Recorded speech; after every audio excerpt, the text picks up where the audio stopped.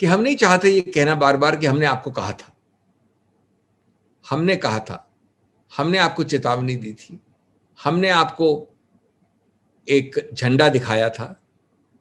हम आकाशवाणी और दूरदर्शिता के लिए अपने आप को काबिल नहीं करार रहे हैं, लेकिन अगर आपने सुनी होती हमारी आवाज, अगर आपने ये जिद्दीपना, ये कठोरता सिर्फ इसलिए नकारना कि हम विपक्ष हैं और आप सत्ता पक्ष हैं, अगर ये दृष्टिकोण नहीं रखा होता तो आज हमको भूल जाइए, देश इतना खामियाजा नहीं उठाता। ये हमको इसका दुख है। अगर आपने थोड़ा कम अहंकार दिखाया होता, अगर आपने थोड़ा कम जिद दिखाई होती, अगर आपने कुछ ज्यादा अनुपात में फ्लेक्सिबिलिटी दिखाई होती, तो फायदा हमको नहीं होता। हम ना चाहते हैं फायदा देश को होता, और उसके लिए हम बहुत दुखी हैं कि ऐसा नहीं हुआ।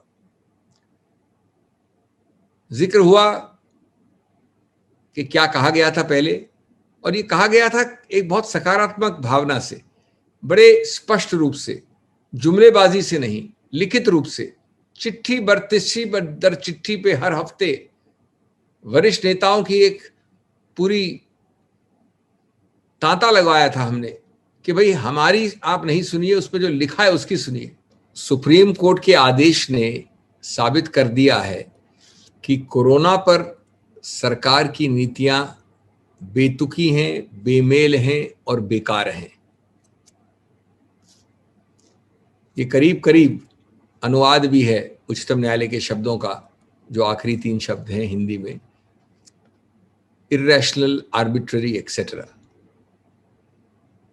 कांग्रेस पार्टी शुरू से कहती आ रही है कि कोरोना पर सरकार की नीतियां असंगत हैं, असंबंधित हैं और अनुपयोगी हैं, और उसका दूसरी तकनीकी कानूनी तौर तरीके से पुष्टिकरण अभी आपने देखा है, जो ऑर्डर आज छपा, कल निकला। अगर संक्षिप्त में कहा जाए तो ये जो उच्चतम न्यायालय का आदेश है कल, वो 3-4 मुद्दों पे है फोकस्ड। एक है वैक्सीन शॉर्टेज, कमी, उपलब्धि नहीं। दूसरा है वैक्सीन प्राइस न्यूट्रलिटी, वैक्सीन की कीमत पर दुभात या अलग अलग कीमतें कैसे। तीसरा है वैक्सीन यूनिफॉर्मिटी, किसी भी देश में और खास तौर से हिंदुस्तान जैसे विशाल देश में एक साथ खरीदारी और वितरण क्या ज्यादा माकूल नहीं है, वैक्सीन यूनिफॉर्मिटी। चौथा है वैक्सीन डिस्ट्रीब्यूशन, वितरण का कितना विसंगत हो गया है तरीका।